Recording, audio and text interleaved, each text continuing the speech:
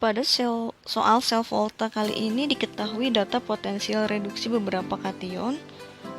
Ada 4 kation. Kemudian pertanyaannya, pada keadaan standar, reaksi yang dapat berlangsung spontan adalah. Kata kunci dalam soal ini adalah reaksi yang dapat berlangsung spontan, reaksi spontan. Reaksi spontan atau reaksi redoks spontan syaratnya adalah nilai E0 dari E0 selnya itu lebih dari 0 atau berharga positif.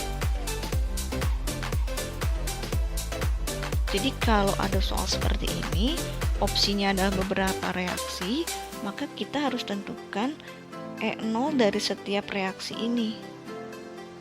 Nanti yang E0-nya berharga positif, maka dia yang mengalami reaksi redoks spontan. Jadi kita harus periksa satu persatu. Dari semua reaksi A sampai E ini, kita harus menentukan siapa yang bertindak sebagai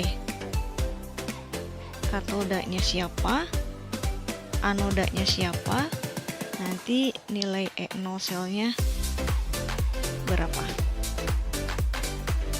Katoda itu tempat terjadinya reaksi reduksi. Berarti dalam reaksi-reaksi itu nanti kita cari reduksinya.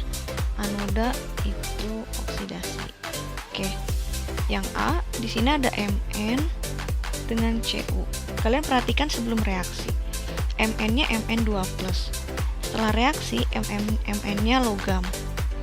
Maka di sini Mn dari plus 2 menjadi 0 karena tidak ada muatan, sehingga Mn dari plus 2 menjadi 0, biloxnya turun, maka Mn akan mengalami reduksi. Sehingga di sini untuk opsi yang A, katodanya yang mengalami reduksinya adalah Mn. Kemudian Cu sebelum reaksi, Cu di sini adalah logam, tidak ada muatan, berarti biloxnya 0. Setelah reaksi, di sini setelah reaksi ada Cu2+. Berarti biloxnya plus 2. Dari 0 ke plus 2, itu kan biloxnya naik. Maka Cu mengalami oksidasi, sehingga Cu itu bertindak sebagai anoda. Baru kita tentukan nilai E0 sel. E0 sel itu sama dengan E0 dari katoda dikurangi E0 dari anoda. Untuk opsi yang A, Mn dan Cu, maka E0 selnya E0 Mn, Mn min 1,14 volt dikurangi E0 anodanya Cu plus 0,34 volt. Berarti hasilnya sama dengan min, karena ini min pasti hasilnya min 1,48.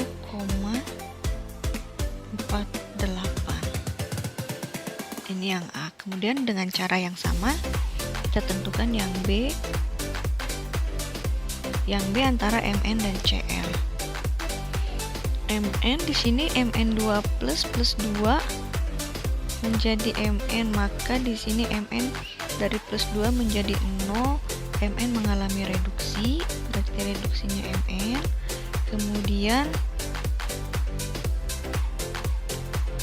Kemudian di sini ada Cr, Cr-nya dari logam berarti biloxnya 0, tidak ada muatan, menjadi Cr3+.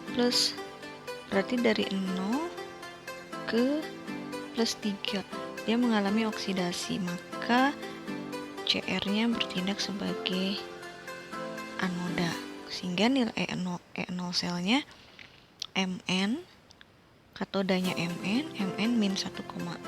min 1,14 volt, kemudian dikurangi anodanya Cr min 0,74.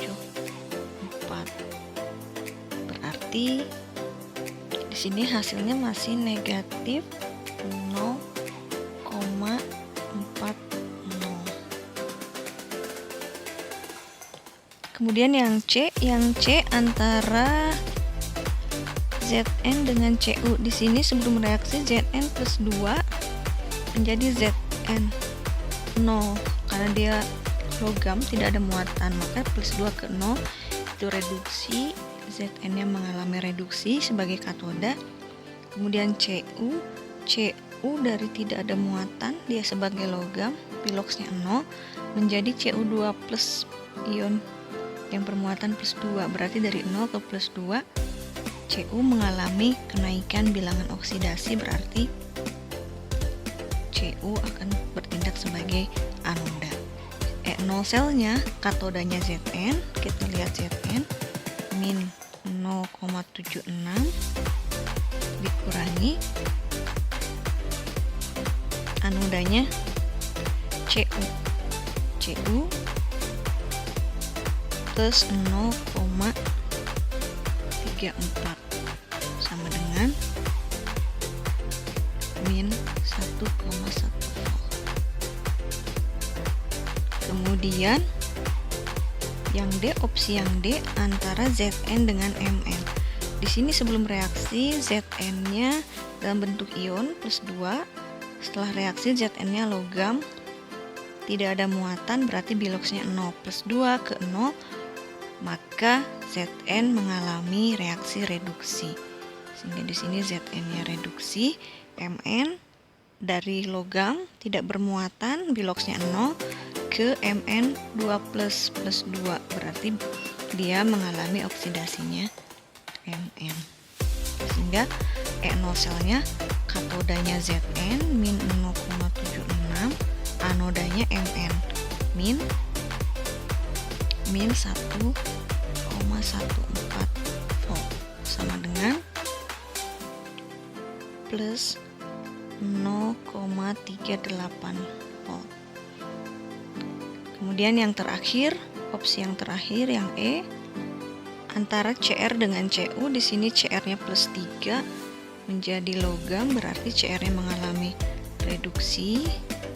Kemudian Cu-nya dari 0 tidak ada muatan menjadi plus 2, Cu-nya mengalami oksidasi. Sehingga E0 selnya Cr min 0,74 dikurangi Cu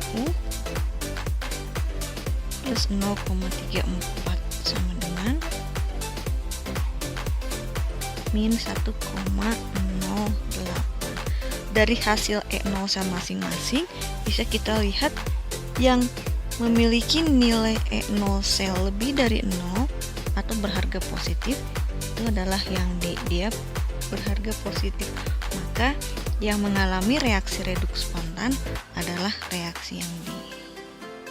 Jadi sekali lagi, untuk menentukan suatu reaksi berlangsung spontan atau tidak, kita tentukan nilai E0 selnya harus berharga positif atau lebih dari 0.